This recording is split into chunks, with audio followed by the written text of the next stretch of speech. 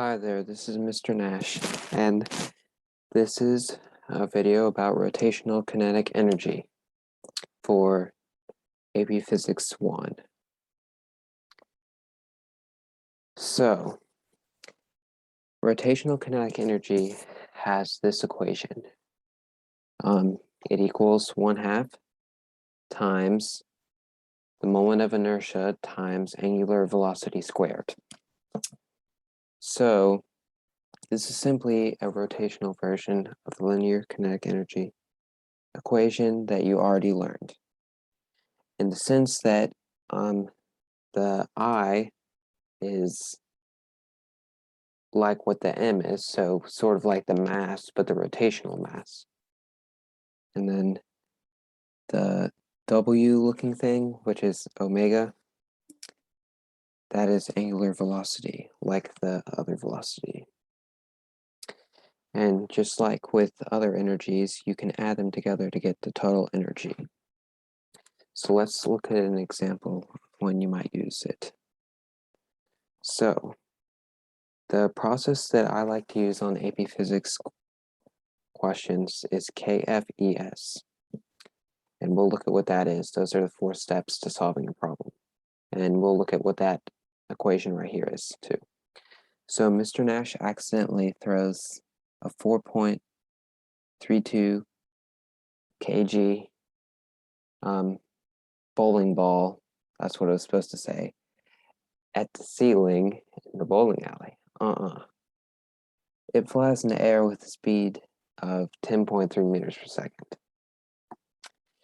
The radius of the bowling ball is 0.18 meters. Sorry, this is not worded very well. I don't know. I should have proofread it.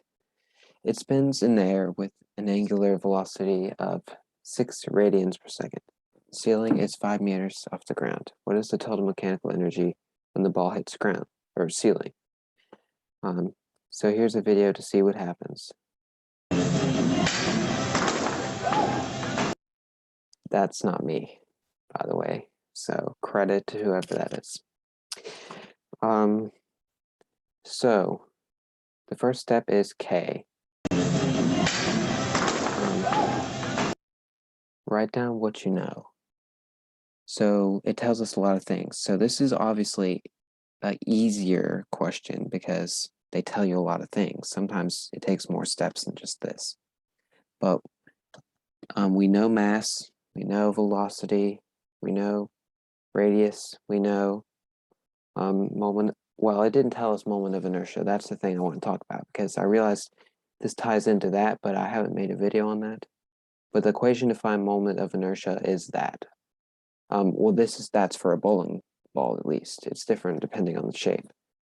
But it is, or sorry, that's not actually a thing. That would be more if it was, well, yeah, it would be that. Okay, sorry.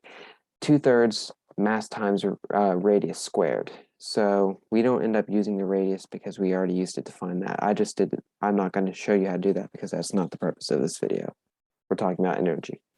So we know moment of inertia, we know angular velocity, we know height. So that's always what you need to do first, write what you know, because if you don't do that, then you might miss something. Then F, write what you need to find. You need to find the total mechanical energy. Then E, write what equations you need to use. And how do you figure out what equations you need to use? Well, first figure out what you need to find. We need to find total energy, so that's why I listed that first. Total energy is all the energies added up. And in this case, we know there's linear energy because it has a normal velocity. There's rotational kinetic energy because there's an angular velocity. And there is also potential energy by gravity because it's a height off the ground. So that's how we know what energies there are. Now, those aren't the only equations. You need to know the equations for each part of that equation. So we need to know the equation for the kinetic energies and the potential energy, which are all on your formula sheet, luckily. Then, after you know your equations, you can start solving. So, We start out with the first equation we use, then we change it, adding the other equations we know. So we change the kinetic energy to that kinetic energy to that, and that potential energy to that.